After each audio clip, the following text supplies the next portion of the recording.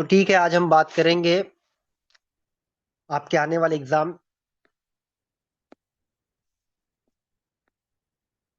AIA PGET 2026 के बारे में, जो आपका परसों है, यानी 22 तारीख को। ठीक है। उम्मीद है आप लोगों ने बहुत अच्छे से तैयारी कर ली है, आप लोगों की तैयारी बहुत अच्छी हो चुकी है। तो इसलिए आप लोगों को किसी किस्म का कोई स्ट्रेस लेने की कोई ज़रूरत नहीं है, एकदम रिलैक्स रहिए। जो भी होगा आज कल आपका रिवीजन थोड़ा मोड़ा जैसे मैंने बताया था, कंप्लीट जो इंपॉर्टेंट शॉर्ट नोट आप लोगों ने बनाए होंगे उसके रिवाइज कर लीजिएगा। बाकी सब काम खत्म करके मगरिब तक इशा तक आप फिनिश कर लीजिएगा, उसके बाद आपको कुछ पढ़ने वढ़ने की जरूरत नहीं है। बहुत ज्यादा जरूरी जो है, इंपॉर्टेंट यही है। सबसे पहला आप गुरु मंत्र जो है वही यही ले लीजिए कि कल आपको रात में कुछ पढ़ना वढ़ना नहीं है। ठीक है। एकदम रिलैक्स होकर मस्त होइएगा।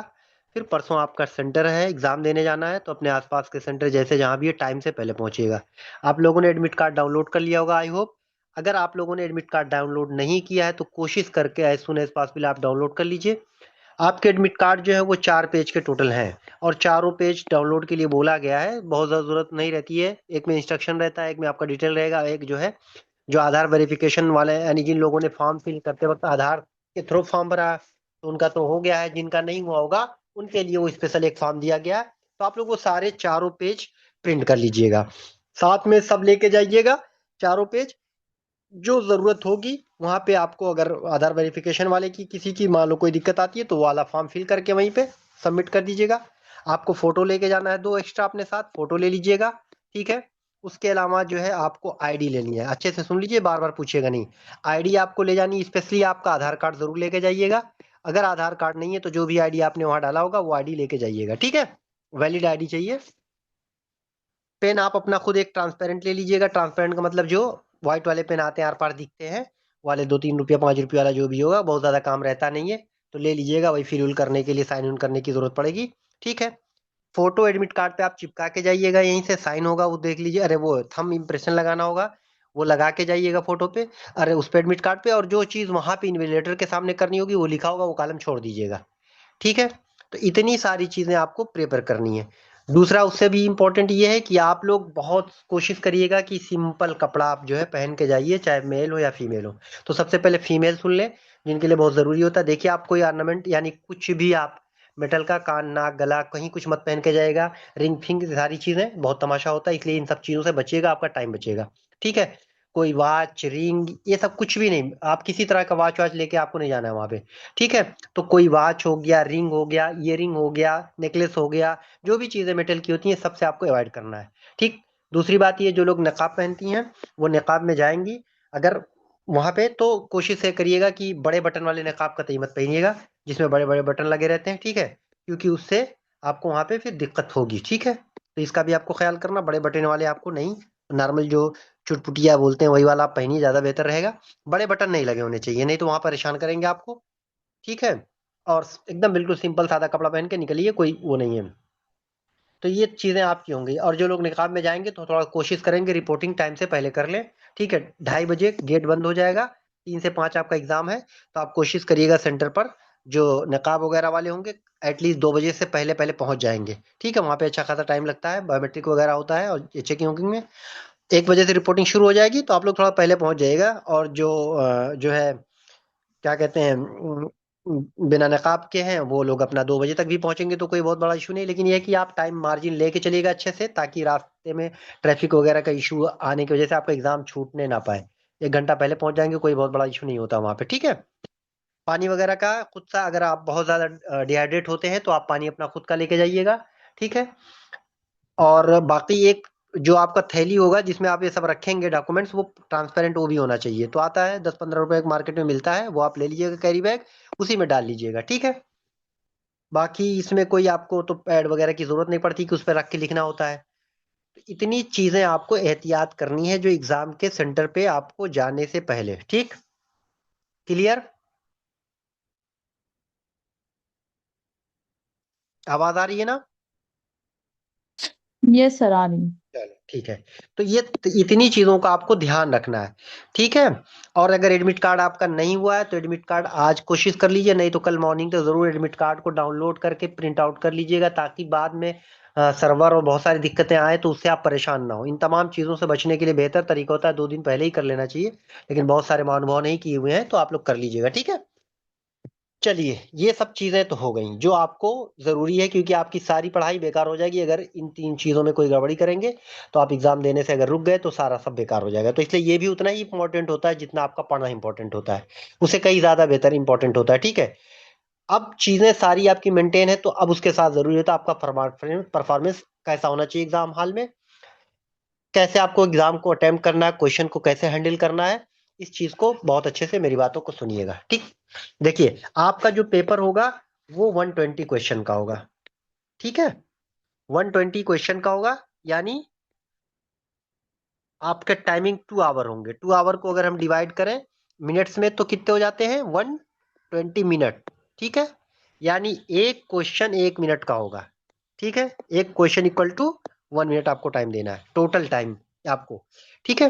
क्योंकि बहुत ज्यादा फॉर्मेलिटीज होती नहीं, आपको वहां पे जाएंगे, जैसे आप अपने सेटअप पे बैठेंगे, लॉग इन कर लीजिएगा तुरंत। वही सब पासवर्ड वगैरह आपको याद रखिएगा, अपना पासवर्ड अमूमन वही पासवर्ड ही होता है, या डेट ऑफ बर्थ रहेगा लॉगिन आईडी, ठीक है। या एप्लीकेशन नंबर वहां मांगेंगे लॉगिन में, यूजर नेम या एप्लीकेशन नंबर पड़ता है, और डेट ऑफ बर्थ, ठीक है। ये आपका पासवर्ड जो होगा, तो इसको याद रखिएगा। तो लॉगिन वोगिन पहले से करके बैठे रहेंगे, आपका सिस्टम ऑन रहेगा, वहां पे टाइम वेस्ट कुछ नहीं होता, आराम से आप 120, ये नहीं कि वो सब फिलअप करना है, क्लिक करिए आगे बढ़िए, ठीक है। तो ये चीज हो गई आपकी, सिस्टम आपका ऑन हो गया। आपको अब रिलैक्स होना है। सबसे पहली बात, बहुत ज्यादा हड़बड़ाहट के साथ नहीं करना है आपको।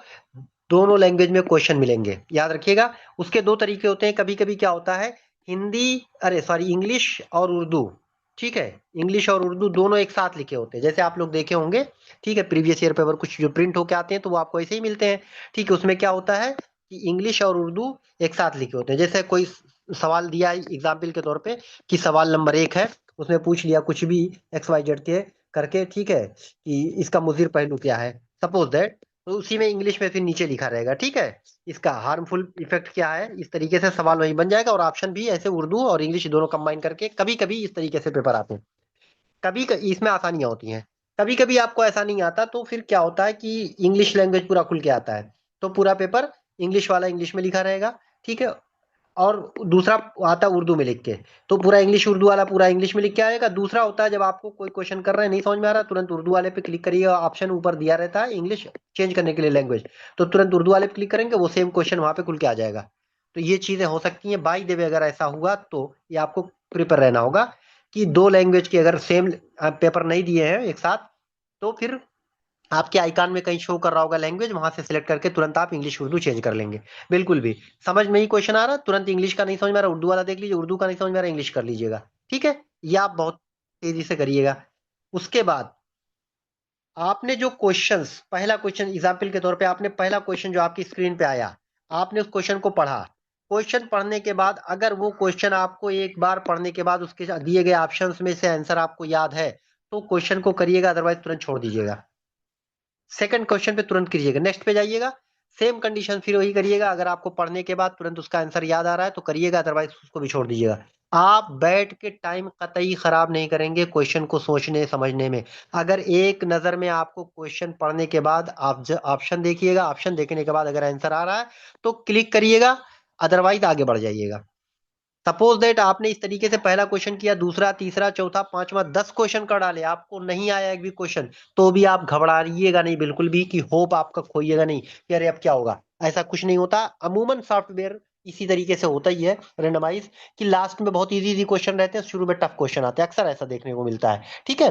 तो बिल्कुल भी आपको घबराना नहीं है, पहला नहीं आ रहा, दूसरा नहीं आ रहा, 10 क्वेश्चन लगातार नहीं आ रहे, तो भी आपको बिल्कुल भी घबराना नहीं है, आपको 11वें पे जाना है, 12वें पे जाना है, ठीक है। इस तरीके से आप स्पीड के साथ, जब आपको पहले अटेम्प्ट में उन्हीं क्वेश्चंस को करना है जो आपको आंसर किसमें, एक नजर में याद हो, ठीक है। यानी जब आप क्वेश्चन देख लें, देखने के बाद आंसर तुरंत आपको बता दे, ठीक है, एक नजर में। आप अगर आंसर कर ले जा रहे हैं पहले अटेम्प्ट में, फिर उन्हीं क्वेश्चंस को करना है। और दूसरी बहुत इंपॉर्टेंट बात है, क्वेश्चन पढ़ने में बिल्कुल जल्दबाजी मत करिएगा।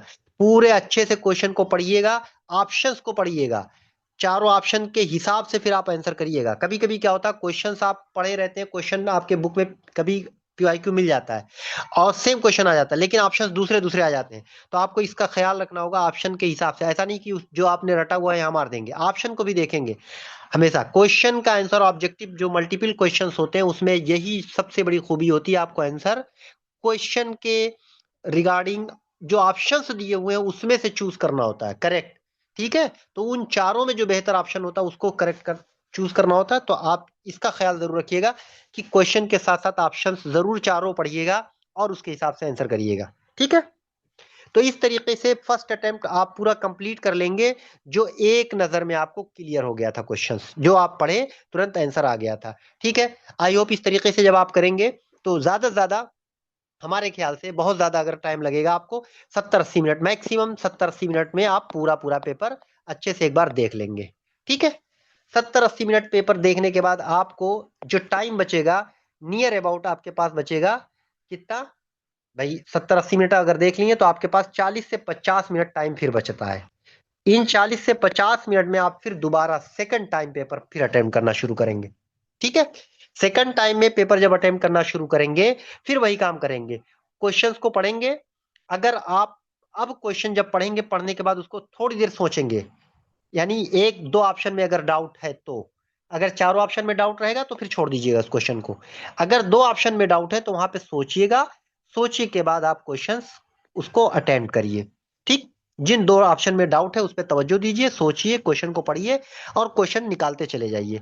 लेकिन जिन क्वेश्चन को पढ़ने के बाद बिल्कुल नहीं समझ में आ रहा है, उसके चारों ऑप्शन में कुछ नहीं आपको हवा लग रहा, उन क्वेश्चन को तुरंत छोड़ के अगले क्वेश्चन पे पढ़ जाइए। इस तरीके से आप मैक्सिमम 30 मिनट के अंदर पूरा पूरा फिर जो बचे हुए क्वेश्चंस थे आप देख ले जाएंगे, क्योंकि अब जो अटेम्प्ट हो चुका वो तो आपको मतलब नहीं है, उसको देखने की जरूरत भी नहीं है। फिर आप 30 मिनट के अंदर near about second attempt question का कंप्लीट कर ले जाएंगे। लास्ट आपका बचेगा थर्ड अटेम्प्ट। ठीक, थर्ड अटेम्प्ट जब आप करना शुरू करेंगे, अब आपके पास लिमिटेड क्वेश्चन बचे रहेंगे, लगभग मान लीजिए 70-80 मिनट में आप लोग मान लो क्वेश्चन कुछ कर ले गए, 70%, 60% जो भी आपको आया, 20-25% यहां से निकल जाएगा। तो लास्ट में आपके बचते हैं कुल मिला के 30-35 क्वेश्चन जो आपको बिल्कुल नहीं आ रहे थे। मान लो मैं ऑर्डिनरी बात कर रहा हूँ बिल्कुल, ठीक है, एक्स्ट्रा ऑर्डिनरी की बात नहीं कर रहा हूँ। अब उन बचे हुए 30 मिनट, 20-25 मिनट में लास्ट के आप तवज्जो खूब अच्छे से दे दे के उन क्वेश्चंस को खूब गौर से पढ़िए, जिनमें आप लगता है निकल जाएगा पढ़िए, नहीं निकल रहा है आगे बढ़ते जाइए, फिर 2-4-6 क्वेश्चन आपका निकल जाएगा, उसको टिक कर लीजिए। फिर लास्ट में जो बचे आप उन क्वेश्चंस को 2-4 बार समझ में आए तो करिए, नहीं तो छोड़ दीजिए, जैसा भी आपको उचित लगेगा। अभी उसके बारे में बताएंगे क्या करना उसमें भी। तो कुल मिला के आपको क्वेश्चंस को इस स्ट्रेटजी के साथ करना है कि आपको सिंगल अटेम्प्ट में क्वेश्चन कंप्लीट नहीं करना, याद रखिएगा कि आराम आराम से एक क्वेश्चन कर रहे हैं, जब उसका आंसर निकाल लेंगे तभी दूसरे क्वेश्चन पे बढ़ेंगे, तभी तीसरे क्वेश्चन पे उसके बाद बढ़ेंगे, ऐसा कतई नहीं करना है, नहीं तो आपका सिलेक्शन कितनी भी अच्छी तैयारी हो नहीं हो पाएगा, याद रखिएगा। टाइम शॉर्टेज वहां होता है, होगा, और आज जो लोगों ने एग्जाम दिया होगा बहुत सारी चीजें फेस की होंगी, तो आपको पता चल गया होगा आज वाले पेपर से।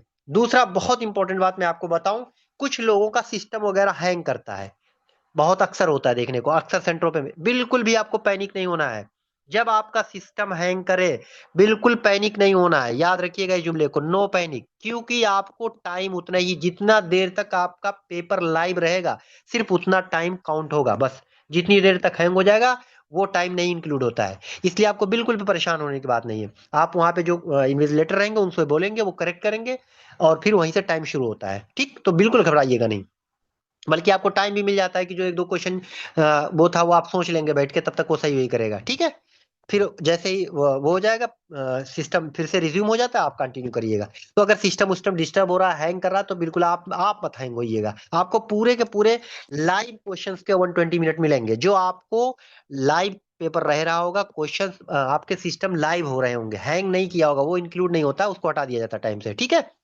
मान लीजिए सपोज दैट किसी ने 2 बजे पेपर शुरू किया, आपने ठीक है 3 बजे, और 3 बजे से लेके 4 बजे तक आपने पेपर किया, फिर आपका सिस्टम हैंग हो गया 15 मिनट, तो आपका पेपर 5 बजे नहीं सबमिट होगा, याद रखिएगा, 15 मिनट यहाँ हैंग होगा तो 5:15 बजे है वो सबमिट होता है, मतलब आपको पूरा टाइम मिलता है। ठीक, दो चीजें क्लियर हो गई, एक तो आपको क्वेश्चंस कैसे अटेम्प्ट करनी है, पहली बात ये कि आपको एक ही अटेम्प्ट में पूरे क्वेश्चंस नहीं करने हैं, आपको एक अटेम्प्ट कम से कम 2 से 3 अटेम्प्ट मिनिमम जो होना चाहिए, कम से कम आप 3 बार पेपर को जरूर एक बार वो कर लीजिएगा, और इसका तरीका ये है कि स्मार्ट वे में जो आपको क्वेश्चन आ रहे हैं पहले अटेम्प्ट में उन्हीं सारे क्वेश्चंस को करते चले जाएगा, फिर सेकंड अटेम्प्ट में जो दो ऑप्शनों में आपको कंफ्यूजन हो रहा था उन वाले क्वेश्चन को पूरे निकालते चले जाएगा, थर्ड अटेम्प्ट में जो आपको नहीं आ रहे थे, मुश्किल थे, जो इधर उधर दिमाग लगाना था, सोचना था, उनको करते जाइए, हो रहा है तो ठीक है, नहीं तो आगे क्वेश्चन बढ़ते चले जाइए। ये आपका सबसे स्मार्ट वे होना चाहिए आपके क्वेश्चंस को अटेम्प्ट करने का।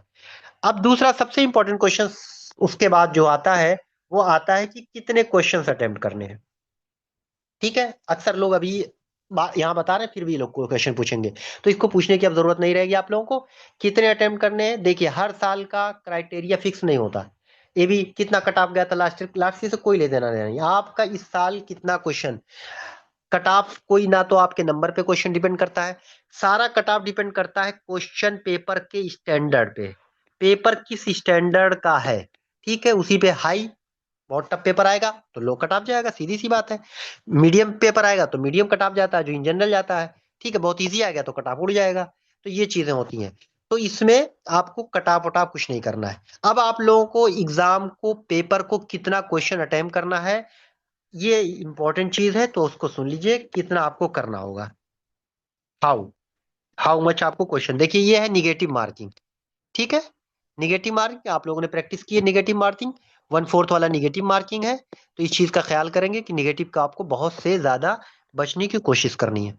अगर आपको 70 क्वेश्चंस, कितने क्वेश्चंस 70, 120 क्वेश्चन है टोटल, 120 क्वेश्चन में अगर आप 70 प्लस क्वेश्चंस निकाल ले गए हैं अच्छे से, आपको कॉन्फिडेंस है, कॉन्फिडेंस मतलब 100% श्योर है कि 70 प्लस क्वेश्चन आपके करेक्ट हैं, ठीक है, तो आप जो भी क्वेश्चन आगे करिएगा बहुत केयरफुली करिएगा, निगेटिव करने की कोशिश बिल्कुल मत करिएगा, अगर आप श्योर है तभी आंसर करिएगा, अदरवाइज नहीं करिएगा। अगर दो ऑप्शन में आपको कंफ्यूजन सिर्फ है तो उन क्वेश्चंस में आप रिस्क ले सकते हैं सिर्फ, लेकिन दो ऑप्शन में अगर कंफ्यूजन है तो दो ऑप्शन आप एक्सक्लूड कर लेगा, एक कतई नहीं होगा, दो में है कि ये हो सकता है ये हो सकता है, तब आप रिस्क ले लीजिएगा, 50-50 का चांस होता है, सही होगा तो आपको 4 नंबर मिलेंगे, गलत होगा तो 1 नंबर कटेगा, तो इसलिए वहां पे आपके चांसेस ज्यादा बढ़ते हैं करेक्ट होने के, तो कोई बहुत ज्यादा रिस्क नहीं होता 70 प्लस पे,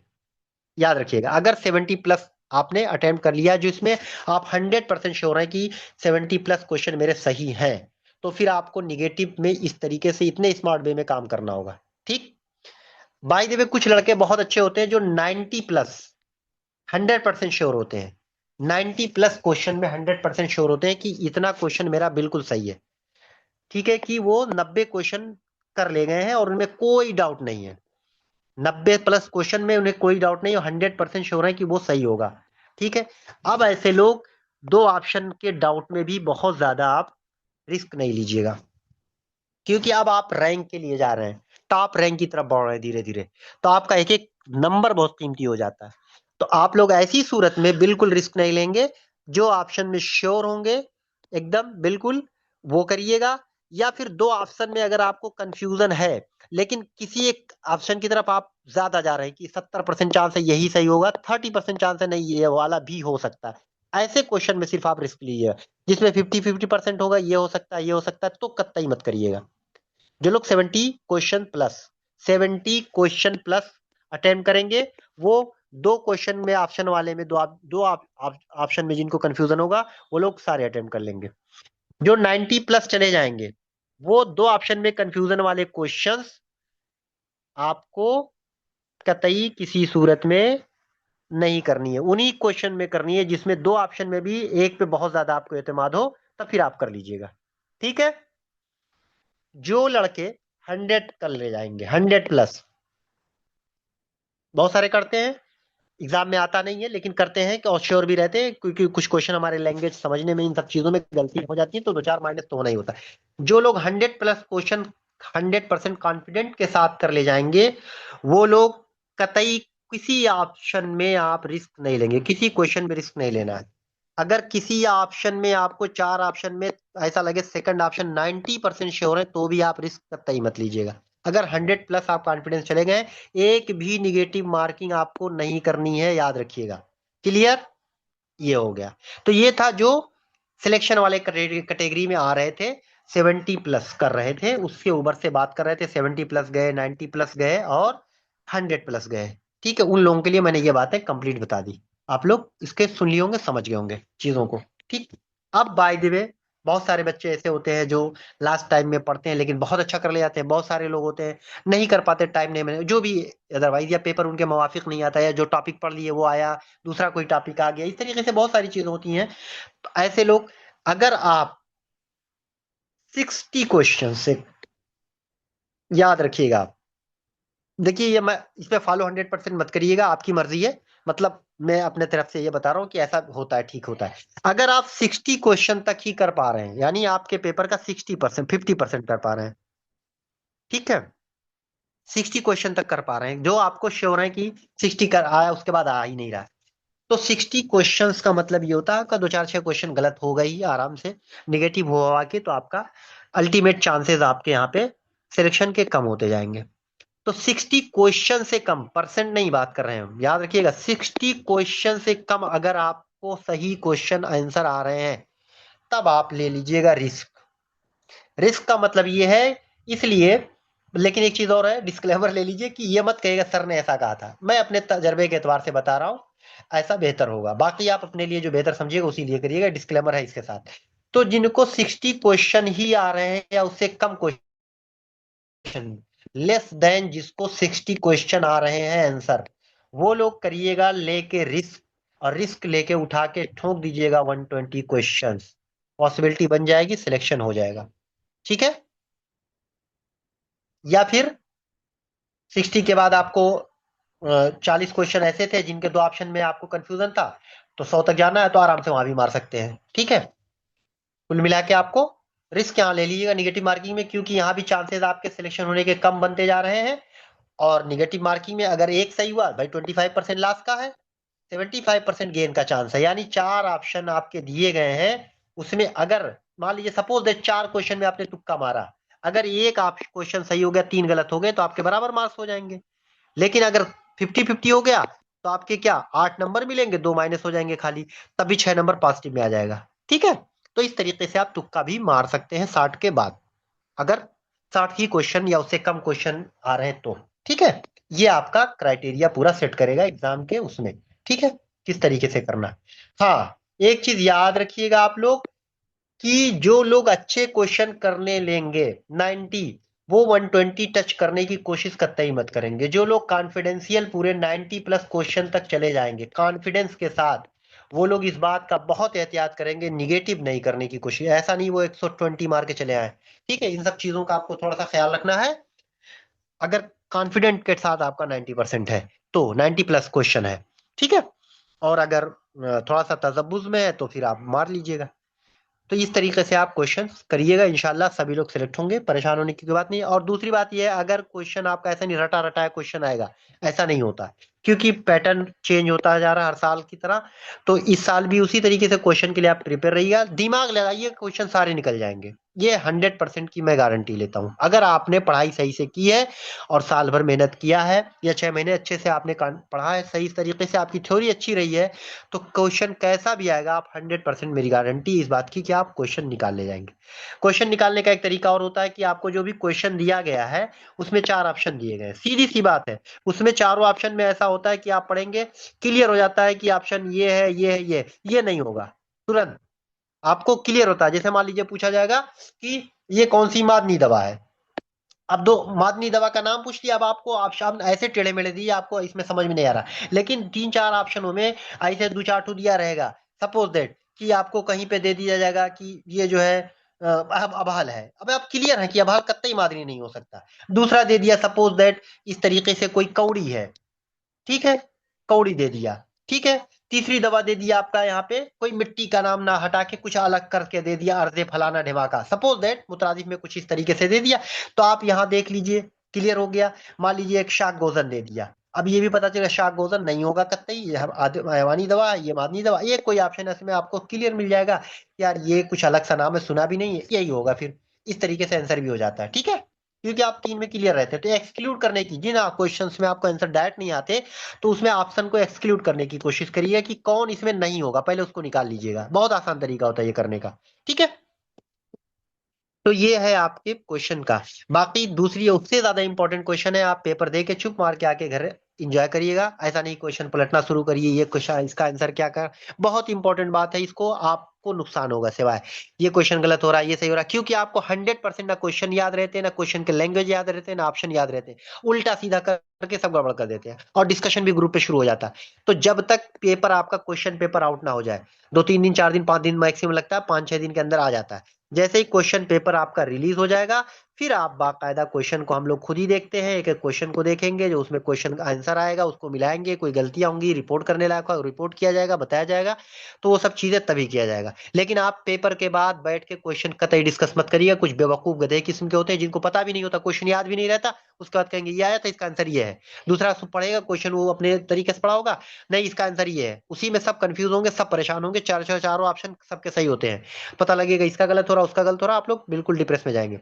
तो सबसे इंपॉर्टेंट चीज है, आपको बिल्कुल भी फालतूगिरी, कोई भी ग्रुप पे डिस्कशन ग्रुप पे तो कतई भी आप कोई मैसेज ना रिप्लाई करिएगा ना देखिएगा। इन्फॉर्मेशन ग्रुप पे मैं जो भी इन्फॉर्मेशन होगा आपको दे दिया करूंगा, जब तक क्वेश्चन पेपर रिलीज नहीं हो जाएगा, ठीक है। तो ये सारी चीजें थी जो आपको एहतियात के तौर पे, और पेपर किस तरीके से देना है, क्या करना है, उन सारी चीजों को देखना है। बाकी कल के लिए आपको मैंने बता दिया था कि कल जो सिर्फ जो आपका डे है, वो जो शार्ट नोट आपने बनाए होंगे, या जो मार्क हाईलाइट, अगर शार्ट नहीं बनाए तो जो हाईलाइट आपने किया, जल्दी जल्दी उन सारी चीजों को देख लेना है। जो डाटाज वगैरह है वो देख लेना है, ठीक है। इन सब चीजों को देख लेना है, बस खत्म। और इंशाल्लाह बिंदास होके जाइए, सारे के सारे लोग सिलेक्ट होके आइएगा, ठीक है। इसी के साथ ये हमारी और आपकी इस एग्जाम के, ये 2026 की आखिरी गुफ्तगू, पढ़ाई से रिलेटेड। इंशाल्लाह फिर आपके रिजल्ट और तमाम चीजें जो भी होंगी, जो भी जरूरतें पड़ेंगी आपको, हम अप टू आपके काउंसलिंग तक गाइडलाइन करेंगे, जब तक आपका एडमिशन नहीं होगा, वक्त बेवक्त जरूरत जो जी जब भी जैसी जरूरत आती रहेगी, हम क्लास लेते रहेंगे, आप लोगों को चीजें बताते रहेंगे, ये करना है ये नहीं करना है, ठीक है। तो इसलिए आप लोगों को कहीं किसी चीज की पैनिक होने की जरूरत नहीं है, ठीक। अब आप लोग वन बाय वन, अगर कोई चीज आपको डाउट है तो पूछ लीजिए, जितनी चीजें बताई उसके अलावा, लेकिन जो चीजें आपने बताई उसको बार बार घूरने की जरूरत नहीं है। अगर सर कुछ समझ में अस्सलाम नहीं आया तो वालेकुम। कीजिए, या कोई डाउट हो। सर अस्सलाम वालेकुम। वाह सलाम, हाँ बताओ। जी सर, वो मतलब फॉर्म है ना, एक फॉर्म मतलब जो एडमिट कार्ड आया है उसमें हम्म। एक फॉर्म फिल है सर, सबको करना है, नहीं जिसके पास आधार कार्ड नहीं है उन्हें ही करना। देर में ज्वाइन की हो क्या? जी सर। क्लास टाइम से नहीं ज्वाइन की हो क्या? क्लास को टाइम से नहीं ज्वाइन की हो, ये पहले मैंने बता दिया, नहीं सबसे पहले इसे नहीं शुरू किया सर। कि आपके 4 पेज हैं, 4 पेज आपको प्रिंट करके लेके चले जाइएगा, सब लोग जाइएगा, ठीक। जिनके आधार कार्ड वेरीफाई नहीं हुए थे उन्हीं के लिए वो फॉर्म है, लेकिन लेके सब जाइएगा, क्यों थोड़ा सा रिस्क लेंगे, 1 पेज ज्यादा लेके चले जाएंगे, और जो कुछ भरना है वो वहीं भर उठेगा, ठीक है। तो आप ओके लोग सर। चारों पेज लेके जाइएगा, ठीक है। जिनका आधार वेरीफाई नहीं हुआ था फॉर्म भरते वक्त, उन्हीं को जरूरत है, लेकिन सेंटर पे ले जाए ताकि कोई नौटंकी ना हो। आप अपने प्रिकॉशन के तौर पे साथ में लेके जाइएगा, आधार कार्ड लेके जाइएगा, वो चारों एडमिट कार्ड के साथ जो 4 प्रिंट होंगे, 4 पेज, चारों प्रिंट लेके जाइएगा, और फोटो लेके जाइएगा, ठीक है। ओके और सर। आधार कार्ड ले जाना जरूर भूलिएगा कतई मत। और कुछ किसी को?